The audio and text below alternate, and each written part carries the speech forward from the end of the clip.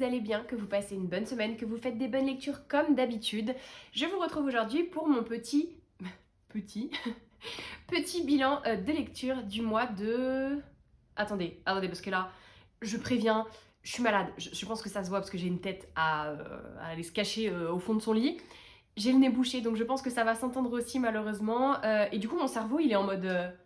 qu'est-ce qu'on fait? Pourquoi on n'est pas couché? Avec un chocolat chaud et une bonne série. Bref, qu'est-ce que je disais du coup? Oui, je vous retrouve pour mon bilan lecture du mois de novembre. Et du coup, rapport au fait que je suis plus ou moins malade depuis une semaine, là ça va beaucoup mieux, mais quand même c'est pas la grande forme parce que du coup j'accumule de la fatigue, enfin bref, vous connaissez le principe. Petit disclaimer, outre ma sale tête, désolée, j'ai fait ce que j'ai pu, mais ouais, ça vole pas très haut. C'est possible que cette vidéo soit un peu moins fun parce que du coup mon cerveau il est tellement déconnecté que c'est possible que mes blagues tombent totalement à plat, c'est possible que je parte n'importe où et que vous ne suiviez pas, donc je suis désolée d'avance si cette vidéo est chaotique. Mais sans plus tarder, passons donc à mes lectures du mois de novembre. J'ai commencé très fort par Nous ne sommes pas libres de Tracy Chee qui m'a été envoyé par les éditions Young Novel. C'est un roman historique très fort, hyper touchant et en même temps tellement addictif qui parle des communautés nippo-américaines aux États-Unis pendant la Seconde Guerre mondiale après l'attaque de Pearl Harbor. Puisque suite à l'attaque de la base militaire Pearl Harbor par les Japonais, eh bien tous les gens qui étaient issus de communautés japonaises, qui étaient issus d'ascendance japonaise, excusez-moi si les termes sont pas très corrects ou si je m'exprime mal, je ne veux vexer personne, mais je ne trouve pas mes termes, rapport au cerveau qui flotte, vous connaissez ça, bref. Et bien dans ce roman, on suit l'histoire de plein d'adolescents qui viennent donc de cette communauté, ils habitent à Los Angeles. À Los Angeles? À San Francisco. Je croyais que c'était San Francisco. C'est San Francisco. Mais bon, tout va bien, ça ne fait qu'un mois que j'ai lu le livre, j'ai déjà oublié où ça se passe. Bref, c'est l'histoire de plein d'adolescents, on suit toute une myriade de personnages, donc c'est un peu déstabilisant au début parce qu'en fait chaque partie se concentre sur un personnage, on les suit, ils se suivent on va dire la plupart du temps, mais quand même c'est assez déstabilisant parfois parce qu'il faut les replacer etc. Chacun a une histoire propre, chacun a un vécu propre, c'est très intéressant, c'est hyper touchant. On les suit alors qu'ils sont expulsés de leur maison, on les suit alors qu'ils sont envoyés dans des camps d'internement. Franchement, c'est horrible et j'avais déjà fait quelques lectures et j'avais vu quelques séries qui mentionnaient cette partie de l'histoire, mais je trouve que c'est justement une partie de l'histoire qu'on n'aborde pas assez, qui est hyper importante, qui est très touchante encore une fois. Et j'ai trouvé en tout cas, alors après moi bien sûr je ne suis pas la première concernée pour vous dire, mais j'ai trouvé que c'était très bien écrit, c'était très touchant et l'autrice elle a cette manière en fait de présenter les choses qui est pas du tout manichéenne. Qui est pas du tout manichéenne et voilà, tout ça pour dire que moi j'ai trouvé ce roman absolument magnifique, très beau, très instructif, il y a plein de documents en plus à la fin pour nous aider à mieux comprendre ce qui s'est passé, à appréhender un petit peu toute cette histoire. J'ai évidemment eu le cœur brisé, mais j'ai l'habitude et je ne peux que vous recommander ce roman. J'ai enchaîné avec une lecture beaucoup plus légère puisque j'ai lu Scottish Rhapsody de Delinda Dane. J'ai beaucoup aimé, franchement c'était cute, ça va un peu vite au niveau de l'histoire d'amour, mais c'était plutôt mignon, c'était très drôle. En fait c'est l'histoire de Erin qui, oui je regarde le résumé en même temps pour être sûre de ne pas confondre les prénoms, parce que ça c'est un truc qui m'arrive fréquemment. C'est l'histoire d'Erin qui vient de perdre son grand-père, je sais pas pourquoi je vous dis ça avec le sourire, c'est absolument horrible. Elle retourne en Écosse pour son enterrement et... Arrête de sourire Marie! Elle retourne en Écosse pour son enterrement et là-bas elle apprend que son père a des gros problèmes d'argent. Enfin bref, je vous passe un peu les détails, mais en gros pour sortir son père de la panade financière et sauver la maison de son grand-père, elle doit accepter d'épouser l'héritier d'un clan, pas forcément ennemi, mais d'un autre clan connu en Écosse. Voilà, je le résume très mal, mais en gros c'est du fake marriage, enfin du faux mariage. Je sais pas pourquoi j'essaie de parler anglais, déjà français t'as du mal Marie, donc on va rester sur du basique. C'est une histoire de faux mariage, c'est une petite romance tout à fait mignonne, les personnages étaient vraiment attachants, c'était plus profond qu'on ne l'imagine, et puis franchement j'ai beaucoup aimé le côté un peu écossais, tout ça, ça m'a encore plus donné envie de visiter l'Écosse, donc rien du tout en fait, qu'est-ce que vous voulez faire? Vous n'allez pas m'envoyer un billet d'avion, hein? Voilà, c'est juste que j'ai envie d'aller en Écosse. Mais bon, j'ai un peu envie d'aller partout dans le monde en ce moment, donc anyway. Ensuite j'ai lu L'Or Olympus, ce beau bébé, donc le tome 3 qui est sorti début du mois aux éditions Hugo BD. J'ai adoré.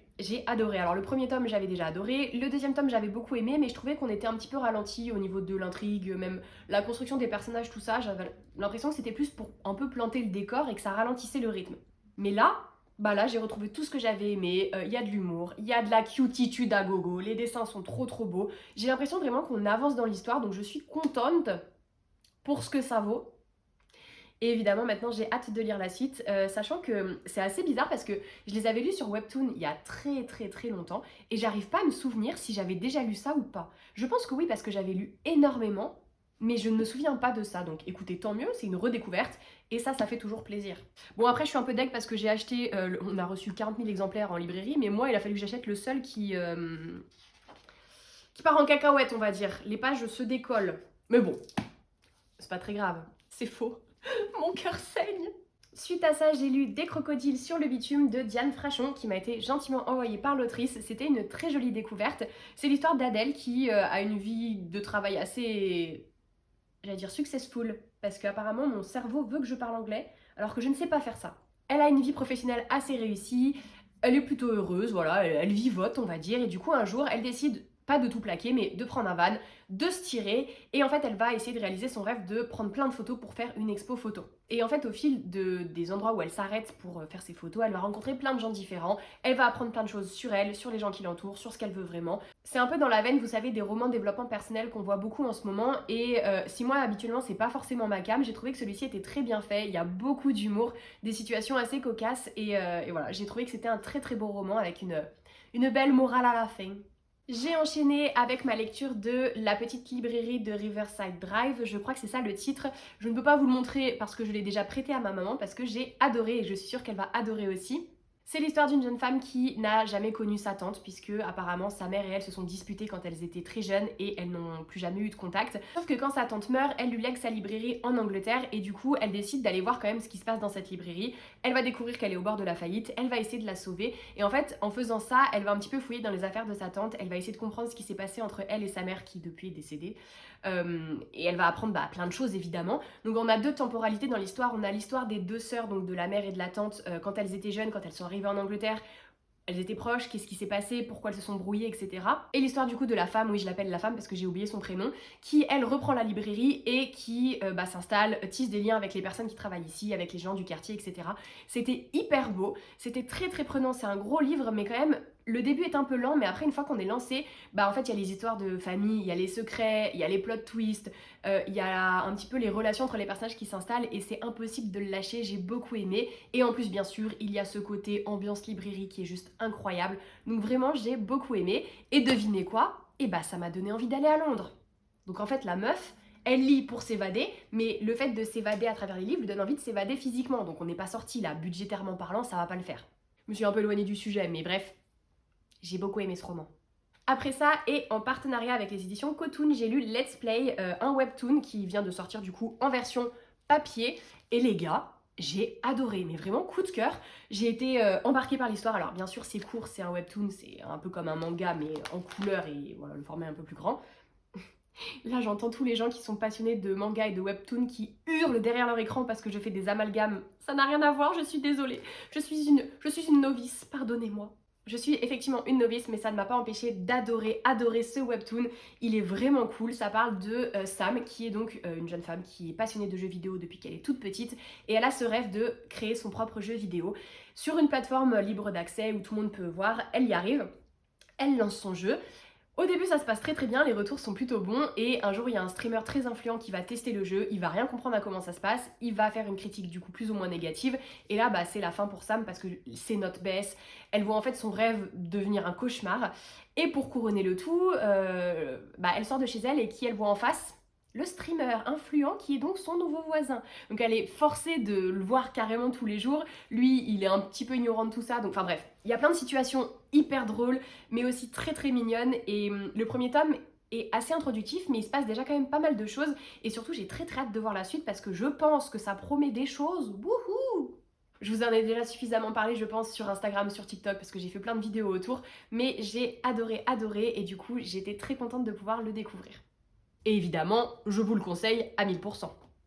Et puis j'ai lu ce bébé, donc le 4e tome de la saga Assoiffée de Tracy Wolff paru chez PKJ. Pour ceux qui savent, ce n'est pas vraiment le 4e tome, parce qu'en fait, le 3e tome en anglais a été coupé en 2 en français, sans doute pour des questions de pagination, parce que c'était trop gros, je ne sais pas, enfin bref. Bon, on va pas rentrer dans le débat encore une fois. Mais du coup, ce tome-là est assez court, il se dévore, il se passe quand même pas mal de choses.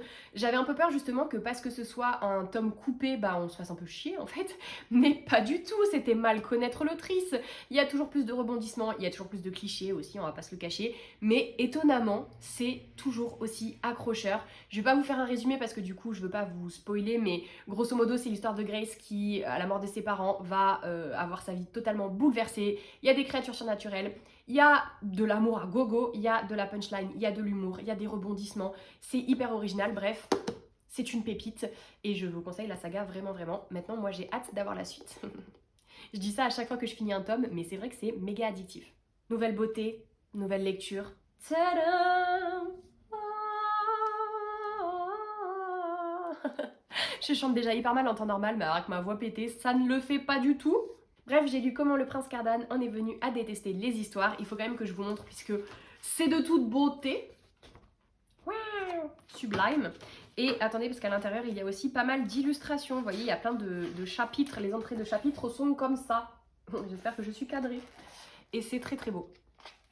C'est très très beau et surtout c'est hyper addictif. On comprend un peu mieux pourquoi il est comme ça dans la saga, on comprend un peu mieux ce qui a fait qu'il est tombé amoureux de Jude, enfin bref, on comprend plein de choses et c'est une très très belle histoire. J'étais pas sûre d'accrocher de ouf parce que j'ai bien aimé Le Prince Cruel, après pour moi ça n'a pas été la révélation que ça semble avoir été pour tout le monde, je suis désolée, mais j'ai bien aimé Le Prince Cruel, après je me suis dit bah... Oui, enfin on aurait pu s'arrêter là, tu vois. Je me posais des questions sur Cardan, certes, mais j'avais peut-être pas besoin d'un livre que sur lui. Et en fait, si, c'était hyper intéressant. J'ai beaucoup aimé. Comme quoi, des fois, être superficiel, parce que oui, j'ai craqué parce qu'il était beau, mais des fois, être superficiel, ça paye, parce que du coup, tu te dis, ah, le livre est beau, ouais, bon, ok, je vais le prendre et tout. Et en fait, bah, l'histoire est cool. Voilà. C'était une très mauvaise morale. La superficialité paye. Et puis là, on était mi-novembre, et les gars, accrochez-vous, puisque... je me suis lancée dans un marathon de lecture de romans de Noël. Vous n'êtes pas prêts, j'en ai bouffé au moins 15, je crois, pas loin de 15 en tout cas. On commence donc par La fille qui n'aimait pas Noël de Zoé Brisby, que j'ai beaucoup aimé. Je vous en ai déjà parlé dans une vidéo précédente, mais c'était plutôt cute. J'ai beaucoup aimé le personnage principal masculin, notamment parce que j'ai trouvé qu'il était un peu décalé, un peu dans son monde. Je sais pas, ça me fait trop du bien d'avoir des personnages comme ça, parce qu'il y a une partie d'eux à laquelle je peux m'identifier. Et c'est pas les héros classiques, tu sais, le mec hyper sûr de lui qui arrive et qui dit toi, la fille, ouais, on va faire des bébés et tout, tu vois. Je sais pas pourquoi je fais ça. Je sais pas si je vais assumer. Est-ce que je vais le couper au montage? Je ne sais pas. On verra. Bref, c'est un protagoniste qui casse un petit peu les codes et j'ai trouvé ça hyper intéressant. C'est une belle histoire d'amour, c'est surtout plein de rebondissements et très très cute et parfait pour l'ambiance de Noël. Ensuite, j'ai lu Au cœur d'une nuit de Noël que j'ai déjà prêté à une amie. C'était plutôt cute aussi, c'est un Friends to Lover mais hyper mignon. C'était très très bien fait, il y avait beaucoup de diversité et plus de sujets profonds qu'on imagine dans le roman, donc j'ai trouvé ça très très mignon aussi, mais pareil, je vous en avais déjà parlé dans une vidéo précédente, donc je vais pas m'étaler. Pareil pour les 5 lectures que j'ai fait après, c'était celles que j'ai fait pour le vlog de Noël que je vous ai posté déjà sur la chaîne. Donc je vais pas repasser dessus, je vous ai déjà partagé mon avis. Mais il y a eu du très bon comme du très mauvais. Le très bon étant Noël est plus doux dans tes bras qui a été presque un coup de cœur. Et le très mauvais étant comment passer Noël en Alaska mode d'emploi parce que je n'ai pas du tout accroché. Ça arrive. C'est triste mais ça arrive. Et puis j'avais presque fini de vous filmer le vlog 5 romans de Noël en 5 jours. Quand j'ai trouvé celui-ci dans ma pile à lire, comme vous pouvez le voir, c'est un livre que j'ai eu gratuitement en achetant 2 autres livres de poche. Je me suis dit ouais vas-y, la danse hésitante des flocons de neige, on y va. Et bah oui, on y va, ouais, on y va, ça a débloqué une nouvelle obsession. Ma nouvelle obsession, c'est Sarah Morgan. Je suis fan de cette autrice. Franchement, j'ai kiffé, ça a été un coup de cœur. J'ai adoré l'ambiance, j'ai adoré les personnages. La romance, elle est beaucoup trop cute, mais il n'y a pas que ça, il y a plein de choses qui viennent se greffer autour. J'ai adoré, vraiment, j'ai adoré. C'est l'histoire de Kayla qui est au top du top du top de son taf. Et elle va décrocher un contrat en fait pour aller un petit peu rebooster une station de ski familiale. Et dans cette station de ski familiale, il y a notamment Jackson O'Neill qui est donc le fils aîné. Il y a 3 fils dans la famille. C'est lui qui s'occupe de tout ça. Et bien sûr, vous voyez ce que je veux dire, petite romance. Donc j'ai adoré évidemment, à savoir que dans la série il y a 2 autres livres qui se concentrent sur les 2 autres frères de la famille O'Neill. Donc bah bien sûr je les voulais. Après il y a des problèmes d'édition parce que le 3e n'est plus édité et le 2e je ne le trouvais que dans une édition moche. Enfin bref, je vous passe les détails de ma superficialité et de mes soucis ô combien difficiles, mais en gros, je les ai trouvés en e-book, donc je vais pouvoir les lire très très vite et j'ai vraiment hâte de retrouver toute l'ambiance, le style, j'ai vraiment hâte. Pour me changer un petit peu des romans de Noël, j'ai lu l'essai de Christelle Dabos qui s'appelle Et l'imagination prend feu, qui m'a été envoyé par les éditions Le Robert. C'est hyper intéressant. Alors, on va mettre les choses au point tout de suite. Je n'ai pas lu La Passe Miroir, je suis désolée. Frappez-moi dans les commentaires si vous voulez, mais c'est vrai que je ne l'ai pas lu et je ne suis pas sûre de le faire parce que je vous avoue qu'avec toute la pression que j'ai autour, j'ai peur de pas apprécier la saga à cause de ça. Enfin bref, j'ai des petits soucis dans ma tête, mais c'est pas grave, c'est pas ça le problème, ni le sujet de cette vidéo d'ailleurs. Tout ça pour dire que j'étais quand même curieuse de savoir ce que donnait cet essai, puisque Christelle Dabos parle de son parcours, de son processus d'écriture, elle donne des petits tips, elle donne plein d'infos en fait sur comment elle en est arrivée là, et c'était hyper intéressant, déjà parce que en tant qu'autrice moi aussi j'aime beaucoup savoir le parcours des autres, savoir comment ils en sont arrivés là, et elle est hyper inspirante, mais je pense que même si vous n'écrivez pas, en tant que fan de lecture, c'est très très intéressant, c'est très bien écrit, il y a de l'humour, on aborde des sujets quand même assez sérieux, on parle quand même de sa vie privée, mais c'est très très beau et franchement, j'ai adoré. En plus, ça se dévore, donc c'est validé. Petite interlude BD, j'ai d'abord lu Le Grimoire d'Elphie, le tome 3 qui venait de sortir. J'ai adoré, voilà, c'était l'ambiance Noël avec la pointe de magie, toujours les dessins qui sont trop trop beaux. Vraiment, cette saga, elle est trop cool, j'en suis fan et j'ai déjà hâte d'avoir la suite, même si, bon, calme-toi Marie, faut le temps d'avoir les idées, faut dessiner, faut écrire les scénarios, bref. On va pas fangirler trop trop fort, mais quand même, si vous n'avez pas lu Le Grimoire d'Elphie, je vous conseille, il y a 3 tomes sortis donc pour le moment, et les 3 sont géniaux. Il y a du fantastique, il y a de l'humour et il y a toujours un petit côté un peu enquête qui est super chouette. Dans un style mais alors radicalement différent et qui m'a bien sorti de la vibe Noël, j'ai lu le premier tome de Zombielénium puisqu'en fait le dernier tome venait de sortir en librairie et la maison d'édition Dupuis m'a proposé de m'envoyer le dernier tome. Je leur ai dit oui c'est très gentil mais moi j'ai jamais lu le début. Donc gentiment à la place ils m'ont envoyé le premier tome pour que je puisse découvrir la saga et j'ai adoré. J'ai adoré, c'est hyper original, j'aime beaucoup les dessins. J'ai aussi beaucoup aimé l'ambiance, l'humour, et je pense que l'intrigue... Alors déjà là, tu vois, tu sens que t'as des trucs plutôt cool, mais je vous tourne la BD en même temps que je parle, c'est pas évident, je sais pas ce que je vous montre en plus, mais j'ai vraiment hâte de lire la suite. Parce que ça promet des choses très originales, très addictives et que bah voilà, j'ai beaucoup aimé l'ambiance. J'aurais peut-être dû la lire pour Halloween, effectivement. Mais maintenant je vais lire la suite, peu importe la saison, parce que j'ai bien accroché. Et puis sur un coup de tête, je me suis relancée dans des romans de Noël, puisque j'ai lu L'hiver n'est jamais froid au café de l'amour de Julia Knoll. C'est l'histoire d'une jeune femme qui était très proche de sa grand-mère qui tenait un café sur la place du village où elle a grandi. Sauf que sa grand-mère vieillit, elle est obligée de lâcher son café et le café tombe à l'abandon. La famille veut le vendre et la jeune fille décide de... Oui, encore une fois, je dis la jeune fille parce que j'ai oublié son prénom. Elle veut tout faire pour sauver le café, donc elle va essayer de le reprendre. Il y a des anciens souvenirs qui vont ressurgir, il y a des histoires de famille qui vont un petit peu compliquer tout ça, il y a l'ancien meilleur ami qui va revenir, est-ce qu'il y a une romance qui se prépare, on sait tous que oui. Bref, c'était très très mignon aussi. Et en plus, l'autrice est de ma région, donc de la région de Lyon, et le roman se passait presque vers où j'ai grandi, en Savoie. Enfin bref, c'était assez... c'était un petit peu Inception du roman, tu vois, le truc. Après ça, j'ai lu Embrasse Noël et Danse avec lui de Georgia Caldera. J'ai beaucoup aimé, c'était très poétique, c'était très mignon. C'est l'histoire d'une jeune fille, puisque là aussi j'ai oublié son nom, vraiment, je n'ai pas de mémoire, c'est hallucinant quoi. Ça fait 2 semaines que je l'ai lu le livre, hein. Ouh. Mais bon, je me souviens de l'intrigue, donc on va dire que j'ai pas tout perdu. C'est donc l'histoire de cette jeune fille qui est professeure de danse, qui s'est fait plaquer par son ex, mais un peu comme une merde en fait, hein, on va pas se le cacher. Elle fait genre elle l'a bien pris, elle fait genre elle est passée à autre chose et tout, puis en fait elle se rend compte que pas du tout. Du coup, comme elle a toujours la clé de l'appartement de son ex, elle décide d'aller le pourrir. Genre, elle lui fait plein de petits pranks, genre elle met des miettes sur le bord de la fenêtre pour que tous les oiseaux ils viennent faire caca sur la fenêtre. Ah oui, c'est un niveau très mature, hein. Elle remplace son dentifrice par du wasabi, enfin bref, plein de petits trucs comme ça, sauf que ce qu'elle ne sait pas, c'est que son ex a déménagé et que le nouveau locataire, il est pas très content de toutes ces petites blagues, vous voyez. Bref, ils vont finir par se rencontrer, c'est une romance très très mignonne, plus profonde aussi qu'on ne l'imagine, parce qu'on aborde quand même des sujets assez importants, enfin on parle de deuil, on parle de pression, on parle de féminisme, tout ça, c'est vraiment une très très belle histoire, et j'ai beaucoup aimé, mais j'aimais déjà beaucoup le style de Georgia Caldera dans ses romans un peu plus fantasy, donc j'ai pas été surprise d'accrocher à ce roman-là. Puis j'ai lu Noël Royal avec le Prince des Relous, je crois que c'est ça le titre. Là j'ai un petit peu moins accroché, c'était très film de Netflix en mode Noël. Alors par contre c'est vrai qu'il y avait beaucoup d'humour, beaucoup de situations assez cocasses. Il y avait le côté un petit peu, pas forcément enquête, mais vous savez il y a un petit mystère qui planait tout au long du truc. J'ai trouvé ça sympa, mais j'ai pas trop accroché aux personnages et j'ai pas trop aimé leur romance non plus. Après, il y a des moments c'était assez émouvant, mais dans l'ensemble, c'est pas ma lecture préférée de tous les romans de Noël que j'ai fait. C'était sympa, mais voilà, c'était pas mon préféré. J'ai enchaîné avec Souvenir d'une nuit de Laurine Momela qui me l'a gentiment envoyé. C'est un livre auto-édité, je vous mettrai dans la barre d'infos le lien vers la fiche Amazon de ce titre. C'était très mignon, c'était hyper original et surtout c'était très poétique, je m'attendais pas forcément à ça. C'est l'histoire de Pepper qui travaille dans un grand magasin un petit peu, vous savez, style les galeries, etc. Mais en beaucoup plus familial, donc à une échelle plus réduite. Elle adore son travail, elle adore Noël, mais là le magasin doit fermer, voilà, définitivement. Et c'est le soir de Noël, sauf qu'au moment de partir, eh bien, elle est coincée dans le magasin avec Joachim qui est donc le vigile. Et donc ils sont obligés un peu de passer la nuit tout seul là-bas dans ce grand magasin. C'est une belle histoire, ça prend son temps, c'est un slow burn qui est très très mignon.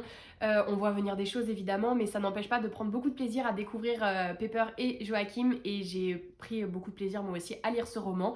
C'est, comme je vous l'ai dit, très poétique, autant dans le style que dans la relation qu'il y a entre les deux personnages. Et pareil, il y a des situations assez cocasses, donc c'était une belle découverte. Et puis comme je fangirlais beaucoup sur Sarah Morgan sur les réseaux sociaux, les éditions EH m'ont gentiment envoyé celui-ci qui est donc son dernier roman sorti. Ça s'appelle donc Un Noël romantique en Laponie et c'est trop bien. Sans surprise parce que voilà, maintenant je pense qu'on peut définitivement dire que je suis fan de Sarah Morgan. C'est l'histoire de Christy qui devait partir en Laponie avec son mari et sa fille pour les fêtes de Noël. Sauf qu'elle découvre que elle a des petits soucis avec son mari, elle a des soucis avec sa maison, etc. Donc elle est obligée de reporter son voyage, sauf qu'elle veut pas décevoir sa fille. Donc elle demande à sa meilleure amie qui s'appelle Alix de emmener sa fille, oui tout à fait, d'emmener sa fille en Laponie à sa place et elle la rejoindra pour Noël. Alix elle accepte, elle est pas très rassurée de s'occuper seule d'une enfant mais elle accepte, sauf que ce qu'elle ne savait pas c'est que Zach, le meilleur ami du mari de Christy, va se joindre à elle et Zach en fait ça fait des années qu'elle essaye de l'éviter, pourquoi on ne sait pas. Au fond on sait un peu mais bref, voilà.